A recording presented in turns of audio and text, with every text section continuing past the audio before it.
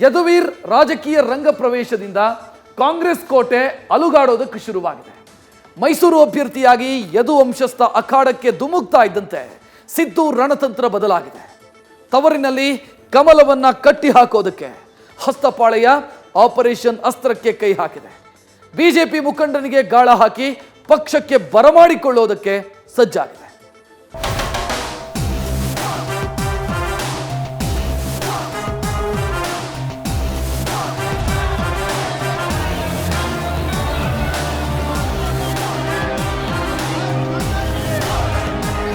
ಲೋಕಸಭೆ ಯುದ್ಧಕ್ಕೆ ಮೈಸೂರು ಮಹಾರಾಜರ ಎಂಟ್ರಿ ಆಗಿದೆ. ಹಲವು ದಶಕಗಳ ಬಳಿಕ ಯದುವಂಶದ ರಾಜ ಮತ್ತೆ ಪ್ರಜಾಪ್ರಭುತ್ವ ಯುದ್ಧಕ್ಕೆ ಇಳಿದಿದ್ದಾರೆ. ಕೇಸರಿ ಸೇನಾನಿಯಾಗಿ ಕುರುಕ್ಷೇತ್ರಕ್ಕೆ ಧುಮುಕಿದ್ದಾರೆ. ಇದು ಕಾಂಗ್ರೆಸ್ ಪಡೆಯ ತಂತ್ರವನ್ನೇ ಬುಡಮೇಲು ಮಾಡಿದೆ. ಹೀಗಾಗಿ ಹೊಸ ಸ್ಟ್ರಾಟಜಿಯತ್ತ ಹಸ್ತಪಡೆ ಚಿತ್ತ ಹರಿಸಿದೆ. ಮೈಸೂರು ಯುದ್ಧಕ್ಕೆ ಯದುವೀರ್ ಒಡೆಯರ್ ಸೇನಾನಿ. ರಾಜರಂಗ ಪ್ರವೇಶದಿಂದ ಬದಲಾದ ಹಸ್ತ ರಣತಂತ್ರ. ಇಷ್ಟು ದಿನ ಕಾಂಗ್ರೆಸ್ ಪಾಳೆಯ ಪ್ರತಾಪ್ ಸಿಂಹನೇ ತಮ್ಮ ಎದುರಾಳಿ ಅಂತ ಭಾವಿಸಿತ್ತು. ಪ್ರತಾಪ್ನ ಕಟ್ಟಿ ಹಾಕಲು ಯತೀಂದ್ರ ಎಂಬ ಅಸ್ತ್ರವನ್ನ ಸಾಣಿ ಹಿಡಿದು ಚೂಪು ಮಾಡಲು ಮುಂದಾಗಿತ್ತು. ಆದ್ರೀಗ ಕೇಸರಿ ಪಾಳೆಯ ಕೊಟ್ಟಿರೋ ಟ್ವಿಸ್ಟ್ಗೆ ಹಸ್ತಪಡೆಯ ಲೆಕ್ಕಾಚಾರಗಳೇ ಬುಡಮೇಲಾಗಿವೆ. ಹೀಗಾಗಿ ಅರಮನೆಯಲ್ಲೇ ರಾಜನ ವಿರುದ್ಧ ಯುದ್ಧ ಸಾರಲು ಕಾಂಗ್ರೆಸ್ ಬಿಜೆಪಿಯ ಒಕ್ಕಲಿಗ ನಾಯಕನಿಗೆ ಗಾಳ ಹಾಕಿದೆ.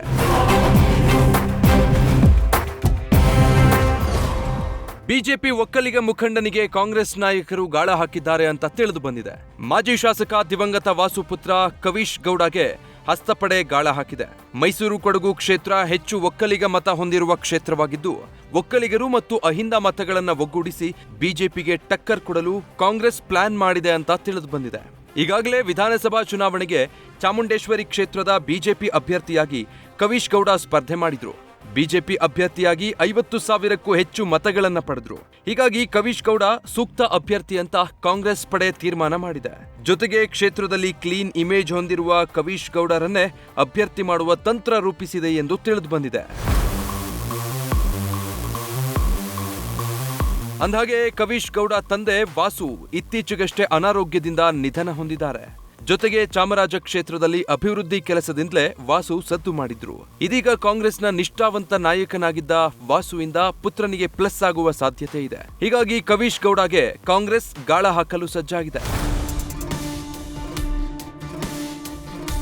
ಇದೆಲ್ಲದರ ಮಧ್ಯೆ ಪ್ರತಾಪ್ ಸಿಂಹಗೆ ಬಿಜೆಪಿ ಟಿಕೆಟ್ ಕೈತಪ್ಪಲು ಕಾರಣವೇನು ಎಂಬ ಚರ್ಚೆ ನಡೀತಾ ಇದೆ. ಅಷ್ಟಕ್ಕೂ ಬಿಜೆಪಿ ಕೈತಪ್ಪಲು ಕಾರಣವೇನು ಅಂತ ನೋಡಿದ್ರೆ, ಖಾಸಗಿ ಕಾರಣಗಳಿಗೆ ಸಂಸದ ಪ್ರತಾಪ್ ಸಿಂಹ ಬ್ಲಾಕ್ ಲಿಸ್ಟ್ ಸೇರಿದ್ರು. ಯಾವ ಕಾರಣ ನೀಡದೆ ಬಿಜೆಪಿ ಹೈಕಮಾಂಡ್ ನಾಯಕರು ಅಭ್ಯರ್ಥಿ ಬದಲಾವಣೆಗೆ ಸೂಚನೆ ನೀಡಿದ್ರು. ಪ್ರತಾಪ್ ಹೆಸರು ಹಿಂದೆ ಸರಿದ ಬಳಿಕ ಹೊಸ ಅಭ್ಯರ್ಥಿಗಾಗಿ ಹುಡುಕಾಟ ನಡೆದಿತ್ತು. ಆರ್ಎಸ್ಎಸ್ ಅಗ್ರಮಾನ್ಯ ಮುಖಂಡರು ರಾಜವಂಶಕ್ಕೆ ಗಾಳ ಹಾಕಿದ್ರು. ಪತ್ನಿ ತ್ರಿಷಿಕಾ ಕುಮಾರಿ ಸಂಬಂಧಿ ರಾಜ್ಯಸಭಾ ಮಾಜಿ ಸದಸ್ಯ ಹರ್ಷವರ್ಧನ್ ಸಿಂಗ್ ಮೂಲಕ ಮನವೊಲಿಕೆ ಮಾಡಿಸಲಾಗಿತ್ತು. ಕೊನೆಗೆ ಆರ್ಎಸ್ಎಸ್ ಪ್ರಮುಖರ ಮಾತಿಗೆ ಪ್ರಮೋದಾದೇವಿ ತಲೆಬಾಗುವ ಮೂಲಕ ಯದುವೀರ್ ಸ್ಪರ್ಧೆ ಖಚಿತವಾಗಿತ್ತು.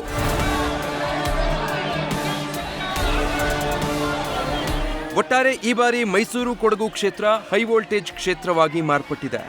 ರಾಜನ ಎಂಟ್ರಿಯಿಂದ ಕ್ಷೇತ್ರದಲ್ಲಿ ಸಂಚಲನ ಸೃಷ್ಟಿಯಾಗಿದೆ. ಇದೀಗ ಮೈಸೂರು ಯುದ್ಧಕ್ಕೆ ಕಾಂಗ್ರೆಸ್ ಯಾವ ಸೇನಾನಿಯನ್ನ ಕಣಕ್ಕಿಳಿಸುತ್ತೆ ಅನ್ನೋದೇ ಸದ್ಯದ ಕುತೂಹಲ. Ravi Pandavapura, news first, Mysuru. News first ನಿರ್ಭೀತಿಯಿಂದ ನಿಮ್ಮ ಪರವಾಗಿ.